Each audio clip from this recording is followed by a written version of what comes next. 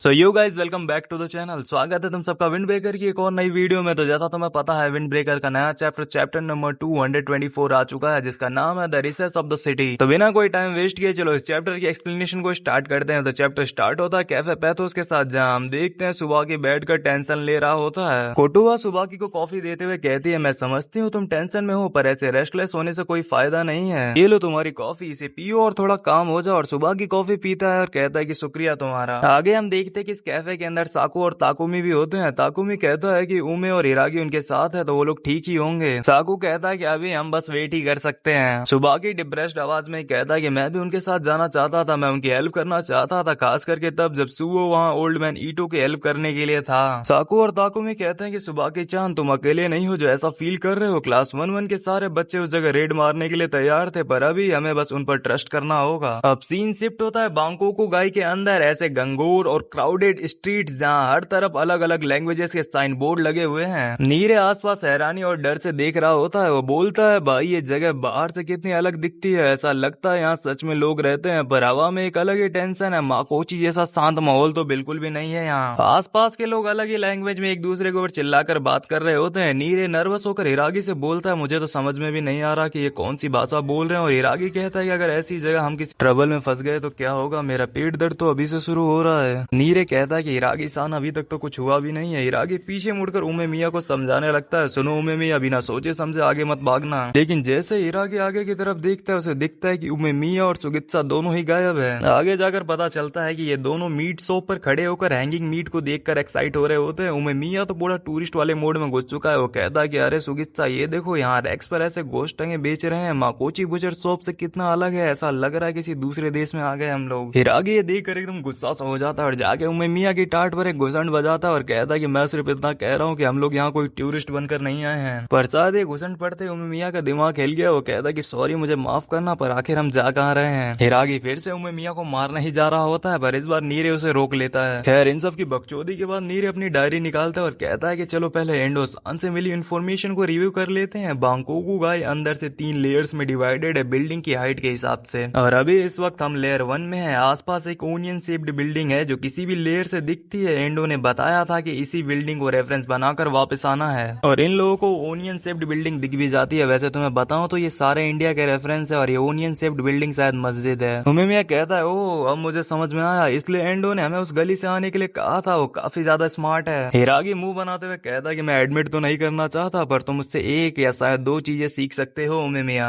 नीरे अपनी बात कंटिन्यू रखते हुए कहता है कि हमारा मेन गोल है लेयर 3 तक पहुंचना, जो सबसे अंदर और सबसे छोटी बिल्डिंग्स वाला जोन है। वो रेड चांपुरु का मेन बेस या कोर जोन है, और वहीं पे सुओ के मिलने की प्रोबेबिलिटी सबसे ज्यादा है। साकुरा कहता है कि तो हम वहां जाएंगे और सुओ को कैप्चर कर लेंगे। सुनी सुनी बात लगती है ना, कितना आसान और मस्त प्लान है ये। सुगित्सा और साकुरा दोनों जोश में भरे ही होते हैं, पर हिरागी आगे उन दोनों की टाट पे फिर से घुसंड बजा देता है। हिरागी कहता है कि अबे तुम लोग वहां जाकर उसे किडनैप करने वाले हो क्या? ये कोई रेड नहीं है, तुम लोग फाइट के लिए रेडी होकर आए हो। हम वहाँ सिर्फ देखने जा रहे हैं कि अंदर चल क्या रहा है, कोई लफड़ा करने के लिए नहीं आए हम यहाँ। साकुरा कहता है कि मुझे पहले से ये सब पता है, वो शब्द मेरे मुंह से बस गलती से निकल गया। और हिरागी कहता है कि अबे झूठ है, झूठ तो मत बोल, तू फाइट के लिए बिल्कुल तैयार लग रहा है। उमेमिया हिरागी से कहता है कि चिल मार मेरे भाई, नहीं तो घर पहुंचने तक तो एकदम थक जाएगा। हिरागी उमेमिया की तरफ देखते हुए कहता है, ये ग्रुप सेटअप देखकर तुम्हें किसी चीज की याद नहीं आ रही? उमेमिया हिरागी से पूछता है कि क्या, और हिरागी बताता है कि जब हमने सिसोटोरिन से 1-on-1 फाइट की थी। उमेमिया कहता है कि हाँ, पुरानी यादें ताजा कर दी। हिरागी कहता है कि तुम इस चीज को लेकर थोड़ा सीरियस नहीं हो सकते क्या? उस ग्रुप फाइट की मेरे पास एक भी अच्छी मेमोरी नहीं है। नीरे उदास सा फेस बनाते हुए कहता है कि हमारी गलती थी कि हमारी फाइट सिसोटोरिन के साथ स्टार्ट हुई। उमेमिया कहता है, क्या सच में? और हिरागी गुस्सा होते हुए कहता है कि हाँ। आगे नीरे बता ही रहा होता है कि आखिर सिसोटोरिन वाली फाइट स्टार्ट कैसे हुई थी, पर पीछे से कोई बहुत तेज दौड़ता हुआ आ रहा होता है। एक बंदा गली के बैंड से टर्न लेता है और सीधे एक मुस्लिम लड़की से टकराता है, और हिंदी में कहता है कि अरे सॉरी। लेकिन टकराने के बाद भी ये लौंडा रुकता नहीं है, सीधा भागता हुआ साकुरा और बाकी लोगों की तरफ आ रहा होता है। और हम देखते हैं कि इसका पीछा कुछ लोग कर रहे होते हैं जिनका लुक बिल्कुल इंडियन है, और यहाँ तक कि ये लोग हिंदी में बोलते भी हैं कि अबे ओए रुक जा हरामी बच्चे। ये लौंडा दौड़ते हुए फिसल कर गिर जाता है। उमेमिया उसे पकड़ लेता है और कहता है कि हाँ, तुम्हें पकड़ लिया। उसका पीछा कर रहे तीनों बंदे चिल्लाते हुए कहते हैं कि पकड़ कर रखो उसे। साकुरा और ग्रुप के सारे मेंबर्स एकदम से अपना गार्ड अप कर लेते हैं, जैसे कि अभी इस बच्चे को प्रोटेक्ट करने वाले हैं। हिरागी सबसे आगे खड़ा होता है और कहता है कि फिर से वही सिसोटोरिन वाला सीन हो गया।